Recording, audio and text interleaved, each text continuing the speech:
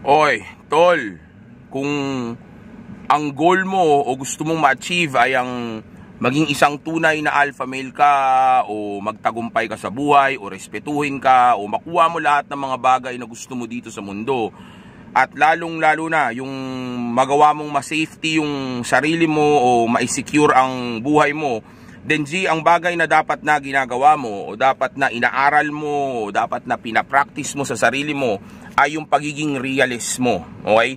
Gumamit ka ng utak mo. Okay? Huwag kang basta-basta naniniwala sa sinasabi ng iba. Okay?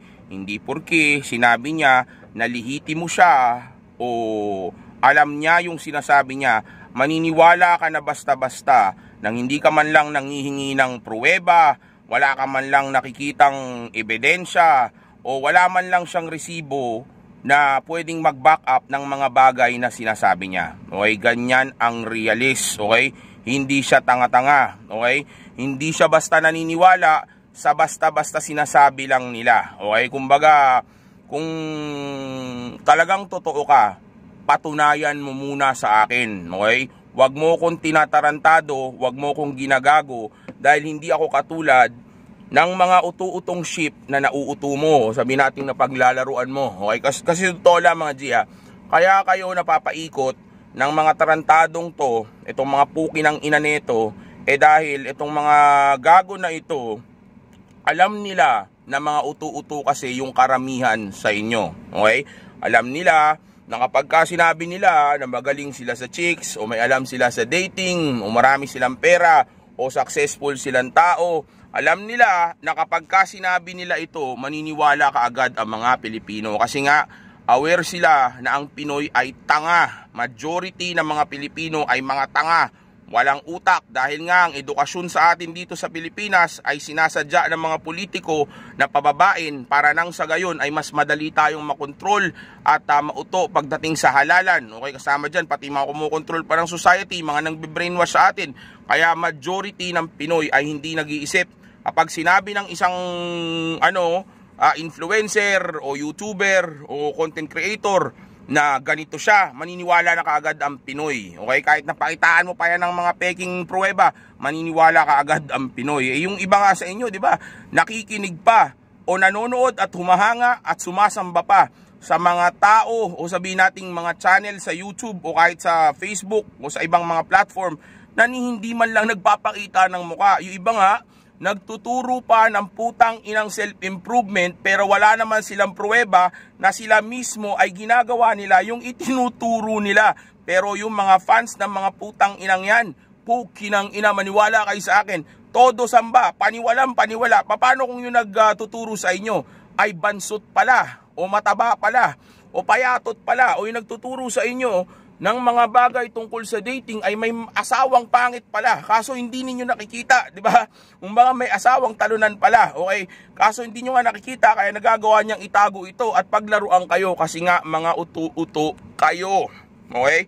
Kapag sinabi ng isang tao ang isang bagay, huwag kayong basta maniniwala dahil hindi mo alam kung talagang totoo ito, kaya importante na hanapan mo muna ito ng ebidensya, pruweba o resibo. Okay? Kung hindi mo nakikita, pwedeng hindi totoo yung sinasabi niya. Yung iba nga nakikita nyo na hindi pa rin pala totoo yung mga sinasabi nila. May pruweba pa nga may pakita yung iba, may naipapakita pa ang pruweba yung iba, pero still hindi pa rin pala sila totoo. O di ba? Di paano pa yung mga hindi nyo nakikita? O, di ba? Di mas scammer yung mga yan, di ba? So yan yung mga nakakauto sa inyo. Okay? At yan yung mga hindi realist. Okay? Yan yung mga madaling mauto, yung mga gullible. Okay? Pero ang isang realist, hindi nila ako mauuto. Okay? Hindi nila tayo mauuto. Hindi nila tayo maloloko. Kahit ano pang sabihin nila o kahit na ano pang pagpapabango ng mga pangalan nila, ang ipakita nila na high value ako pero may single mother na girlfriend, di ba? Hindi nila ako mauuto sa ganun. Kahit na gaano ka pa kasikat, gaano ka pa kayaman, kahit na gaano pa kalaki ang koneksyon mo o kagwapo o kaganda ang katawan mo, kung single mother ang syota mo, low value ka pa rin. Pero dito sa Pilipinas, dahil may mga celebrity o mga sikat na personalidad na lalaki na mayroon ng ganung klase ng buhay. Kahit na single mother pa yung syota ng mga yon, wala pa rin silang pakialam. High value pa rin ang tingin nila sa mga lalaki na katulad ng ganon. Kasi nga, hindi sila realist, okay? Wala silang logic, hindi sila gumagamit ng sabihin nating lohika nga. Kumbaga, hindi nila inaaral ang isang bagay. Kung ano ang sasabihin ng isang lalaki, kung paano niya ipipresenta yung sarili niya, ganun na rin nila ito papaniwalaan kahit na hindi naman ito totoo. Kahit na nasa harapan pa nila mismo yung pruweba na peke ito. Okay? Kahit na may syota pa itong single mom, okay? Kahit na sabihin natin napaka-beta nung personality, still alpha o high value male, alpha male pa rin ang tingin nila dito sa lalaki na ito. Kasi nga, sabi daw kasi niya. Okay? Ganyan ang Pinoy. Tanga. Okay? Hindi gumagamit ng utak. Okay? Yan ang Pinoy. Basta sinabi sa kanila kung ano yung pinapanood nila, yun na yun. Siya na kaagad yun. Okay? Kahit hindi nila alam na bansot pala, ngongo pala, di ba? May mimiyak pala. Okay, di ba? Nagtuturo pala sa'yo ng self-improvement ay tamad na animal na hayop pala, di ba? Kumbaga, empleyadong walang pangarap o sabihin natin wala nga trabaho, di ba? Walang trabaho o sabihin natin tamad na empleyado o matabang pala, di ba?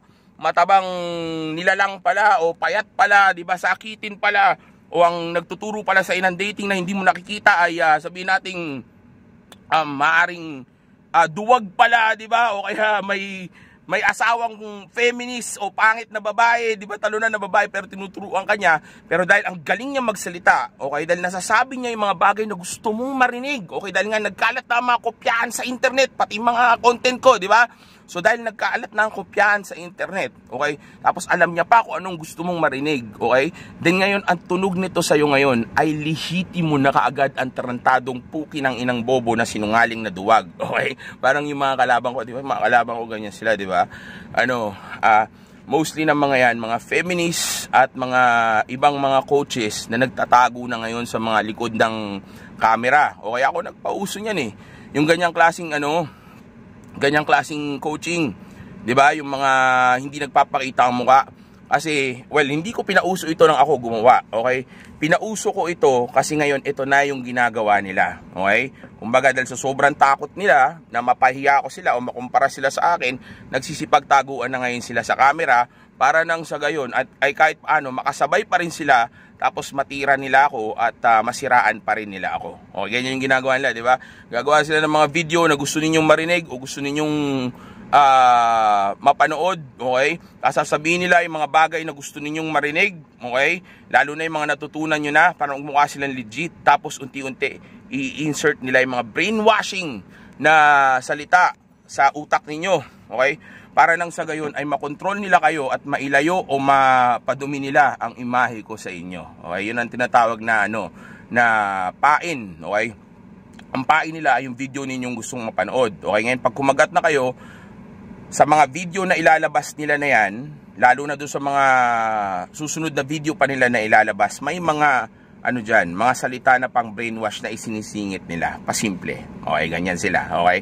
At kaya ako naman to kinonekta o kinorelate dito sa issue na ito ay dahil gusto ko nga makita ninyo na importante ang pruweba. Okay? Dahil hindi mo alam kung anong tunay na intensyon ng isang tao hanggat hindi mo natututunan o napag-aaralan kung sino ito talaga. Okay? Paano malalaman kung anong intensyon niya? Paano malalaman kung ano talagang pakay niya? Hindi mo alam kung sino siya. Di ba kailangan malaman mo pagkatao niya para magkaroon ka ng basihan o para magkaroon ka ng idea kung ano ang gusto niya at anong klaseng tao ito. Sige, papakinggan mo. Paano mas magaling ka pa pala dun? Kaso nga lang, dahil nasasabi niya yung mga bagay na hindi mo pa alam dahil sa nire-research niya o kinokopya niya yung content ng iba, lalo na yung mga content ko, nagmumukha ngayon siya mas matalino sa iyo. Okay, kaya ngayon, since ang totoo niyan, hindi naman talaga siya mas magaling sa iyo dahil nga talunan siya, di ba? Kumbaga gusto lang niyang gawin tong bagay na ito, nagpapanggap lang siya, di ba? So anong gagawin niya? Magtatago siya para hindi malaman na mas maliit siya sa iyo, mas bobo siya sa iyo, mas mahina siya sa iyo. Pero kung titingnan niyo mabuti, kung talagang matapang siya, talagang may bayag siya at talagang tunay siyang lalaki o talagang gusto niyang kung talagang sincere siya sa advocacy yung mga ginagawa niya sa buhay niya o gusto niya talagang o talagang totoo siya doon sa bagay na gusto niyang ibigay sa iyo o gusto niyang maging connection ninyong dalawa, then ipapakita niya yung mukha niya, ilalabas niya yung sarili niya, 'di ba? Face to face dapat, 'di ba? Kumbaga dapat meron kang pruweba na makita, meron ka dapat mapag-aralan. Okay, ganyan ang realist. Okay, ang tunay na realist ay hindi basta nauuto. Actually, hindi basta, hindi talaga mauuto ang isang realist, kasi lagi itong maghahanap ng pruweba, lagi itong mag-aaral sa isang bagay, lugar, pangyayari, okay? At lalong-lalo na pati sa mga tao, okay? Inaaral nito muna lahat bago siya tuluyang maniwala dito sa bagay na ito. At pag nalaman niya na hindi ito totoo, tatablahin niya ito, tatalikuran niya ito, o kaya sisitahin niya o expose niya itong bagay na ito, lalo na kung tao ito. Okay, ganyan ang realist, okay? Hindi siya parang babae o bata na immature yung decision making. Okay, yung basta magdidesisyon ng dahil sa yabang, dahil sa arrogance sa sarili, dahil feeling niya ang dami niya ng alam, mas matalino na siya, okay? O kaya nang dahil sa emosyon, okay? O kaya nang dahil sa sabihin nating sitwasyon, okay? Kumbaga nadadala. Okay, hindi ganon ang realist. Ang realist ay mature mag-isip. Ang realist ay gumagamit ng utak. Ang realist ay walang pakialam kung may mau-offend siya o may magagalit sa kanya, okay, na tao, kapag tinanggihan niya ito, dahil nga para sa kanya, mas importante sa kanya yung katotohanan. Okay, so kung magagalit ka dahil ayoko sa'yo, dahil nakikita ako na peki ka o hindi ka okay para sa akin, then wala akong pakialam. Sino ka ba? 'Di ba? Peki ka nga ba't kita magugustuhan? Di magalit ka, umalis ka na lang, 'di ba? Ganun ang realist, okay? Pero ang di realist, laging magpi-people please, okay? People pleaser ang mga yan, okay? Mag-yes yan kahit na dapat mag-no siya, okay? Oo kagad yan kahit na hindi niya pa napag-aaralan, porque mabait, porque magalang, porque tunog tama yung sinasabi at mukhang may concern sa kanya, naniniwala na kaagad siya nang wala man lang siyang basihan o pag-aaral na ginagawa. Okay, yan yung mga non-realist. Okay, so if you really want to be a realist, then all you have to do is just to always use your logic, lalo na kapag gagawa ka ng desisyon. Okay, so huwag kayo magpauto sa mga tao sa paligid, huwag magpadala sa mga bagay, lalo na yung social conditioning at social programming. Okay, huwag kayo magpadala dyan. Mga scammer nagkalat. Again, pag nagpapakita ng mukha, mag-isip na kayo. Di ba? Ba't siya hindi papakita ng mukha? Di ba? Anong meron? Di ba? So, pagka hindi nyo kilala, hindi siya kilala, okay, walang pruweba, hindi maganda ang reputasyon, okay, mag-isip-isip ka na. Kasi again, tanga lang ang utu-uto. Okay, bobo ang utu-uto. Okay, huwag kang magpapauto dahil utu-uto hindi gumagamit ng utak yan. Okay? Kaya gumamit ka ng utak mo para hindi ka basta ng uto ng mga tao sa paligid mo. Tandaan nyo, ang daming mga ang daming mga birador dyan, daming tirador dyan. Nag-aabang lang yung mga yan na mga magpapabiktima sa kanila, at sa oras na makakuha sila o makakilala sila ng ganong klaseng tao, maniwala kayo sa akin, magsasamantala at magsasamantala ang mga yan. So kung ipapakita mo sa kanila na isa ka doon sa mga sheep na pwede nilang lalapain ka talaga ng mga wolves sa paligid, okay?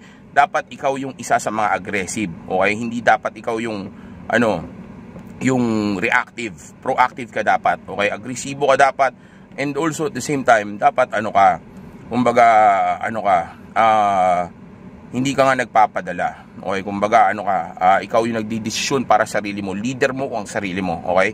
Hindi mo leader yung mga tao na nasa paligid mo, at lalo na yung mga bagay na nasa paligid mo, okay? Kumbaga hindi ka ililid ng material para gawin ng isang bagay, hindi ka kayang ilid ng pera para makurap, 'di ba? Hindi ka kayang ilid ng tao para maging slave o maging sunod-sunuran, okay? So ikaw ang leader mo, lagi ka nag-iisip kung ano yung tama, yun yung susundin mo. Kung mali, okay? Kung kailangan magno ka. Kung mag-yes, kung kailangan mag-yes, pwede ka mag-yes, okay? Baka naman kahit na tama na, maliin mo pa rin, masabi lang na realist ka, okay? So again, pagka realist o gusto mong maging realist, simple lang yan, okay? Ang gagawin mo lang, mag-iisip ka. Huwag ka magpauto sa mga tao sa paligid mo. Mga tao sa paligid mo. Huwag ka magpauto sa trend. Huwag ka magpauto sa mga tao o mga bagay na nasa paligid mo. Okay? So, simple lang yan. Pag realist, nag-iisip. Ang non-realist, hindi nag-iisip. Dahil ang realist, matalino. Ang non-realist ay bobo.